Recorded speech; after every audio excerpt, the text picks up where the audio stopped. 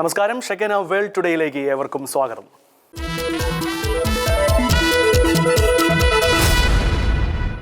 തെക്ക് പടിഞ്ഞാറൻ ചൈനയിലെ ചോങ്പിങ് നഗരത്തിലുണ്ടായ ശക്തമായ ഉരുൾപൊട്ടലിൽ 8 പേർ മരണപ്പെടുകയും 34ലധികം പേരെ കാണാതാവുകയും ചെയ്തു. കനത്ത മഴയെ തുടർന്ന് പങ്ഷൂയി കൌണ്ടിയിലുണ്ടായ ദുരന്തത്തിൽ നിരവധി ജനവാസ മേഖലകളാണ് മണ്ണടിഞ്ഞത്. വെള്ളിയാഴ്ച രാവിലെ 9 മണിയോടെ വ്യൂജിയാങ് നദിക്കരയിലെ മലയോര മേഖലയിലാണ് വൻതോതിൽ മണ്ണും പാറക്കല്ലുകളും ഇടിഞ്ഞു വീണത്. 10ലധികം ബഹുനില പാർപ്പിട സമുച്ചയങ്ങൾ പൂർണ്ണമായും തകരുകയോ മണ്ണിനടിയിലാവുകയോ ചെയ്തിട്ടുണ്ട്. പ്രദേശത്ത് നിന്ന് 1100ലധികം ആളുകളെ അധികൃതർ സുരക്ഷിത സ്ഥാനങ്ങളിലേക്ക് മാറ്റിപ്പാർപ്പിച്ചു. ദുരന്തബാധിത മേഖലയിൽ 800ലധികം രക്ഷാപ്രവർത്തകർ അത്യാധുനിക യന്ത്രങ്ങളുമായി തിരച്ചിൽ തുടരുകയാണ്. തകർന്ന കെട്ടിടാവശിഷ്ടങ്ങൾക്കിടയിൽ നിന്നും 10ഓളം പേരെ നിലവിൽ ജീവനോടെ രക്ഷപ്പെടുത്തുവാൻ രക്ഷാപ്രവർത്തകർക്ക് കഴിഞ്ഞിട്ടുണ്ട്. ഇതിൽ ഗുരുതരമായി പരിക്കേറ്റ 2 പേരെ സമീപത്തെ ആശുപത്രിയിലേക്ക് അടിയന്തരമായി മാറ്റി. ദുരന്ത സ്ഥലത്ത് വീണ്ടും ഉരുൾപൊട്ടുവാൻ സാധ്യതയുള്ളതും മണ്ണിലെ അസ്ഥിരതയും രക്ഷാപ്രവർത്തനത്തെ സങ്കീർണമാക്കുന്നുണ്ട്. അപകടം നടന്ന 1 കിലോമീറ്റർ പരിധിയിലെ ഗ്യാസ്, വൈദ്യുതി, കുടിവെള്ള കണക്ഷനുകൾ സുരക്ഷ മുൻനിർത്തി അധികൃതർ പൂർണ്ണമായി വിച്ഛേദിച്ചു. കൂടാതെ തമ്പുകൾ, മടക്കാവുന്ന കട്ടിലുകൾ, അടിയന്തര മെഡിക്കൽ കിറ്റുകൾ എന്നിവയടക്കം 8000ലധികം ദുരിതാശ്വാസ സാമഗ്രികൾ ചോങ്ചിങ്ങിലേക്ക് എത്തിച്ചിട്ടുണ്ട്. കാണാതായവർക്കുള്ള തെരച്ചിൽ ഇപ്പോഴും യുദ്ധകാലാടിസ്ഥാനത്തിൽ തുടരുകയാണ്. യൂറോപ്പിൽ ആഴ്ചകൾ നീണ്ടുനിന്ന കടുത്ത ഉഷ്ണതരംഗത്തിന് നേരിയ ശമനമുണ്ടായെങ്കിലും കടുത്ത വരൾച്ചയും കാട്ടുതീയും ജനജീവിതം സ്തംഭിപ്പിക്കുന്നു. പല രാജ്യങ്ങളിലും ഉഷ്ണതരംഗത്തിന് തൊട്ടു പിന്നാലെയുണ്ടായ ശക്തമായ ഇടിമിന്നലോടുകൂടിയ കൊടുങ്കാറ്റുകൾ വൻ നാശനഷ്ടമാണ് വിതയ്ക്കുന്നത്. മെഡിറ്ററേനിയൻ രാജ്യങ്ങളായ ഗ്രീസ്, ഇറ്റലി, സ്പെയിൻ എന്നിവിടങ്ങളിൽ വരണ്ട കാലാവസ്ഥയെ തുടർന്ന് പടർന്നു പിടിച്ച കാട്ടുതീ ഇപ്പോഴും പൂർണ്ണമായി നിയന്ത്രണ വിധേയമാക്കുവാൻ സാധിച്ചിട്ടില്ല. 100കണക്കിന് ഹെക്ടർ വനഭൂമിയും ജനവാസ മേഖലകളും ഇതിനോടകം തന്നെ ചാമ്പലാവുകയും 1000കണക്കിന് വിനോദസഞ്ചാരികളെയും പ്രദേശവാസികളെയും സുരക്ഷിത സ്ഥാനങ്ങളിലേക്ക് മാറ്റുകയും ചെയ്തു. മറുഭാഗത്ത് വടക്കൻ യൂറോപ്യൻ രാജ്യങ്ങളിൽ അപ്രതീക്ഷിതമായി ആഞ്ഞടിച്ച കനത്ത കാറ്റും ആലിപ്പഴ വർഷവും ഗതാഗത സംവിധാനങ്ങളെയും കൃഷിയിടങ്ങളെയും തകിടം മറിച്ചു. കടുത്ത ചൂടിൽ നിന്ന് താപനില പെട്ടെന്ന് താഴ്ന്നതാണ് അന്തരീക്ഷത്തിലുണ്ടായ ഈ പെട്ടെന്നുണ്ടായ കാലാവസ്ഥ വ്യതിയാനത്തിനും ശക്തമായ കൊടുങ്കാറ്റുകൾക്കും കാരണമെന്ന് കാലാവസ്ഥാ ശാസ്ത്രജ്ഞർ വിലയിരുത്തുന്നു. വരൾച്ച രൂക്ഷമായതോടെ ദക്ഷിണ യൂറോപ്പിലെ പ്രധാന നദികളിലെയും ജലാശയങ്ങളിലെയും ജലനിരപ്പ് ചരിത്രത്തിലെ തന്നെ ഏറ്റവും താഴ്ന്ന നിലയിലേക്ക് എത്തിയിരിക്കുകയാണ്. പലയിടങ്ങളിലും കുടിവെള്ള വിതരണത്തിന് കടുത്ത നിയന്ത്രണങ്ങൾ ഏർപ്പെടുത്തുവാൻ പ്രാദേശിക ഭരണകൂടങ്ങൾ നിർബന്ധിതരായിരിക്കുന്നു. നദികളിലെ ജലക്ഷാമം കാർഷിക മേഖലയെ മാത്രമല്ല യൂറോപ്പിന്റെ ഊർജ്ജ ഉൽപാദനത്തെയും കപ്പൽ വഴിയുള്ള ചരക്ക് നീക്കത്തെയും ആഴത്തിൽ ബാധിച്ചിട്ടുണ്ട്. വരും ദിവസങ്ങളിലും കാലാവസ്ഥാ പ്രവചനങ്ങൾ പ്രവചനതീതമായി തുടരുന്നതിനാൽ ദുരന്ത നിവാരണ സേനകൾക്ക് അതീവ ജാഗ്രത നിർദ്ദേശമാണ് യൂറോപ്യൻ യൂണിയൻ നൽകിയിരിക്കുന്നത്.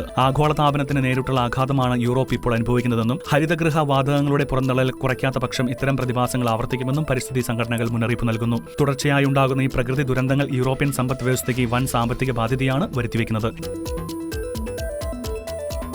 പശ്ചിമേഷ്യയെ ഒന്നാകെ വൻ യുദ്ധഭീതിയിൽ ആഴ്ത്തിക്കൊണ്ട് ഇറാനിലെ സൈനിക കേന്ദ്രങ്ങൾക്ക് നേരെ അമേരിക്ക തുടർച്ചയായ 7ാം രാത്രിയും ശക്തമായ വ്യോമാക്രമണം നടത്തി. ഇതിന് ശക്തമായ തിരിച്ചടിയായി കുവൈറ്റിലെയും ജോർദാനിലെയും അമേരിക്കൻ സൈനിക താവളങ്ങൾക്ക് നേരെ ഇറാൻ വൻതോതിൽ മിസൈൽ ഡ്രോൺ ആക്രമണം അഴിച്ചുവിട്ടു. ഇറാന്റെ ഭൂഗർഭ ആയുധ ശേഖരങ്ങളും ലോജിസ്റ്റിക് സംവിധാനങ്ങളും തകർക്കുക എന്ന ലക്ഷ്യത്തോടെ US സെൻട്രൽ കമാൻഡ് നടത്തിയ വ്യോമാക്രമണങ്ങളിൽ ഇറാന്റെ തെക്കൻ പ്രവിശ്യകളിൽ കനത്ത നാശനഷ്ടമുണ്ടായതാണ് റിപ്പോർട്ടുകൾ. ഇതിന് മറുപടിയായി കുവൈറ്റിലെ അലി അൽ സലേം വ്യോമതാവളത്തിന് നേരെയും ജോർദാന്റെ അതിർത്തിയോട് ചേർന്നുള്ള US കേന്ദ്രങ്ങൾക്ക് നേരെയും ഇറാന്റെ വിപ്ലവ ഗാർഡ്സ് ഒരേ സമയം ബലിസ്റ്റിക് മിസൈലുകൾ വർഷിക്കുകയായിരുന്നു.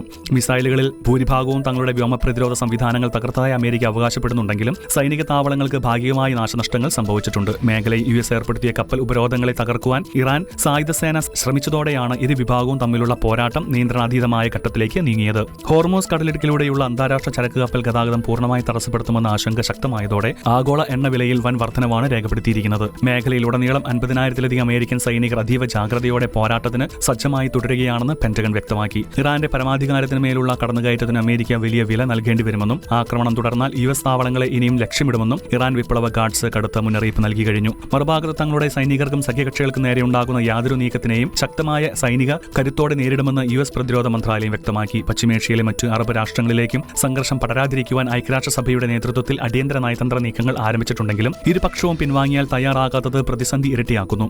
3 വർഷത്തോളമായി തുടരുന്ന ഇസ്രായേൽ ഹമാസ് യുദ്ധം പശ്ചിമേഷ്യയിൽ സൃഷ്ടിച്ച അസ്ഥിരത കൂടുതൽ വഷളാക്കുന്നതാണ് നിലവിലെ ഈ US ഇറാൻ യുദ്ധമുഖം.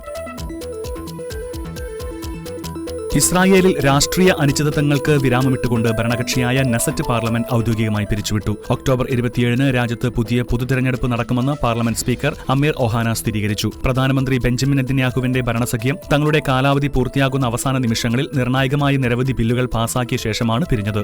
കടുത്ത രാഷ്ട്രീയ അസ്ഥിരത നിലനിൽക്കുന്ന ഇസ്രായേൽ ചരിത്രത്തിൽ 1988-ന് ശേഷം ആദ്യമായാണ് ഒരു സർക്കാർ പൂർണ്ണമായ 4 വർഷത്തെ കാലാവധി തികയ്ക്കുന്നത് എന്ന പ്രത്യേകതയും ഇതിനുണ്ട്. തീവ്ര യാഥാസ്ഥിതിക വിഭാഗക്കാർക്ക് സൈനിക സേവനത്തിൽ നിന്ന് നിന്ന് ഇളവ് നൽകുന്ന ഉൾപ്പെടെയുള്ള വിവാദ നിയമങ്ങൾ അവസാന വാരത്തിൽ സഭ പാസാക്കിയിരുന്നു. ഒക്ടോബർ 7 ഹമാസ് ആക്രമണത്തെ തുടർന്ന് ആരംഭിച്ച യുദ്ധം 3 വർഷത്തോടടുക്കുമ്പോഴാണ് രാജ്യം വീണ്ടും ഒരു തെരഞ്ഞെടുപ്പിലേക്ക് നീങ്ങുന്നത്.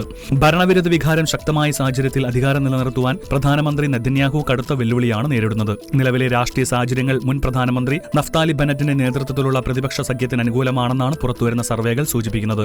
ജുഡീഷ്യറിയുടെ അധികാരം വെട്ടിക്കുറയ്ക്കുവാനും മാധ്യമങ്ങൾക്ക് മേൽ സർക്കാർ നിയന്ത്രണം ഏർപ്പെടുത്തുവാനുമുള്ള നെതന്യാഹുവിന്റെ നീക്കങ്ങൾക്കെതിരെ രാജ്യത്ത് വൻ ജനരോഷം നിലനിൽക്കുന്നുണ്ട്. 2019-നും 2022-നും ഇടയിൽ 5 തവണ തെരഞ്ഞെടുപ്പ് നേരിട്ട ഇസ്രായേലിന് ഈ വരാനിരിക്കുന്ന പോരാട്ടം രാഷ്ട്രീയമായി അത്യന്തം നിർണായകമാകും.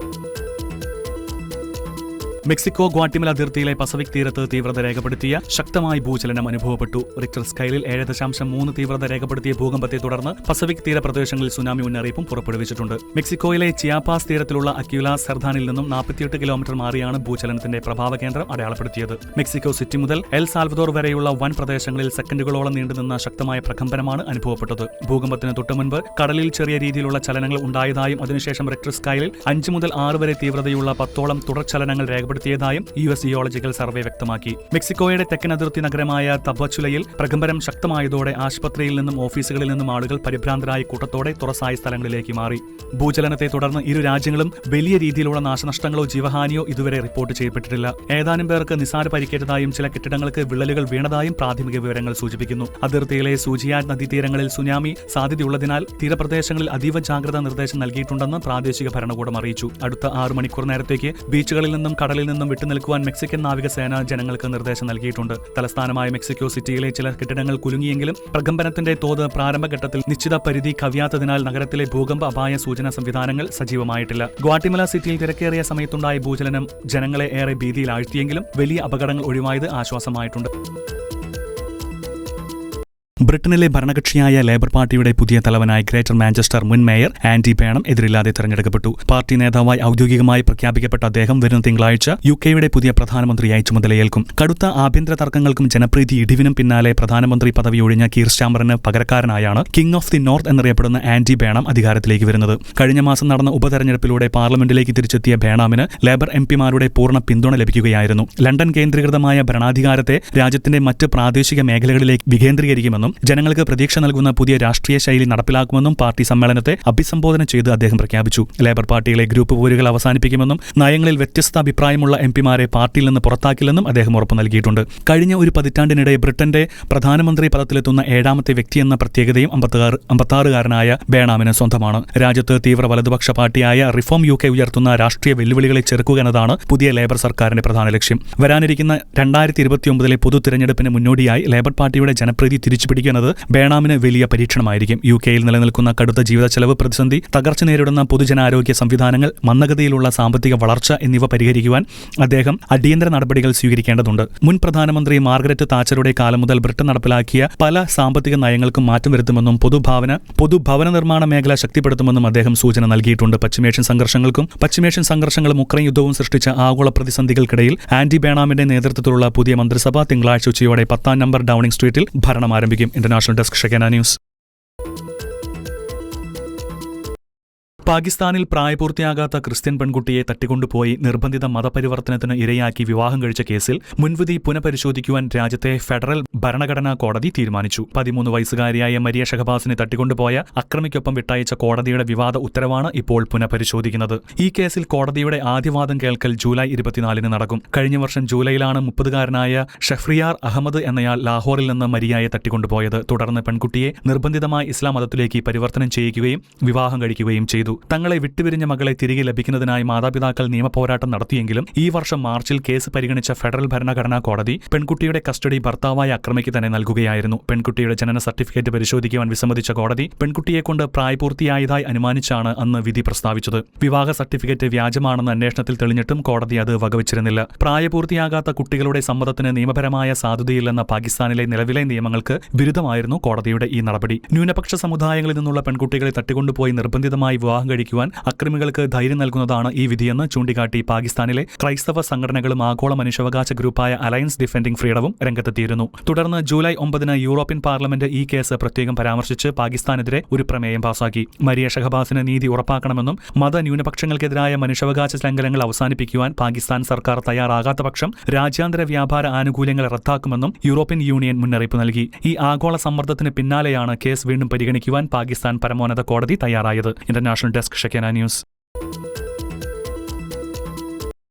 ആഭ്യന്തര യുദ്ധത്തിന്റെ കടുത്ത ആഘാതങ്ങളിൽ നിന്ന് കരകയറുന്നതിന്റെ പ്രത്യാശ പകർന്ന് മധ്യ സിറിയൻ നഗരമായ ഗസാനിയയിൽ 14 വർഷത്തെ നീണ്ട ഇടവേളയ്ക്ക് ശേഷം ആദ്യമായി വീണ്ടും വിശുദ്ധ കുർബാനാർപ്പണം നടന്നു. യുദ്ധം ആരംഭിച്ചതിനു ശേഷം ഇതാദ്യമായാണ് ഈ പ്രദേശത്ത് ബൈസന്റൈൻ ആരാധനക്രമങ്ങൾ പുനരാരംഭിക്കുന്നത്. 2011 സിറിയയിൽ ആഭ്യന്തര യുദ്ധം പൊട്ടിപ്പുറപ്പെട്ടതോടെ കടുത്ത ആക്രമണങ്ങൾക്കും തീവ്രവാദ സംഘടനകളുടെ അധിനിവേശത്തിനുമിരയായ പ്രദേശങ്ങളിലൊന്നാണ് ഗസാനിയ. സുരക്ഷാ ഭീഷണിയെ തുടർന്ന് ഇവിടുത്തെ ഭൂരിഭാഗം ക്രൈസ്തവ കുടുംബങ്ങളും ജന്മനാട് ഉപേക്ഷിച്ച് പലായനം ചെയ്യുവാൻ നിർബന്ധിതരായിരുന്നു. ആരാധനാലയങ്ങൾ തകർക്കപ്പെടുകയും പതിറ്റാണ്ടുകളായി തുടർന്നു പോന്ന വിശ്വാസപരമായ ഒത്തുചേരലുകൾ പൂർണ്ണമായി നിലയ്ക്കുകയും ചെയ്തു. വളരെ വികാരനിർഭരമായ അന്തരീക്ഷത്തിലായിരുന്നു നീണ്ട വർഷങ്ങൾക്ക് ശേഷമുള്ള ഈ ദിവ്യബലി. യുദ്ധത്തിൽ തകർന്നടിഞ്ഞ ദേവാലയത്തിന്റെ അവശിഷ്ടങ്ങൾക്കിടയിൽ താൽക്കാലികമായി ഒരുക്കിയ ബലിപീഠത്തിന് ചുറ്റും ഒത്തുകൂടിയ വിശ്വാസികൾ ബൈസന്റൈൻ കീർത്തനങ്ങൾ ആലപിച്ചപ്പോൾ അവിടുത്തെ അന്തരീക്ഷം ഭക്തിസാന്ദ്രമായി മാറി. സ്വന്തം മണ്ണിലേക്ക് മടങ്ങിയെത്താൻ ആഗ്രഹിക്കുന്ന പ്രവാസികളായ സിറിയൻ ക്രൈസ്തവർക്ക് ഈ തിരുക്കർമ്മങ്ങൾ നൽകുന്നത് വലിയ പ്രതീക്ഷയാണ്. International desk Shekinah news.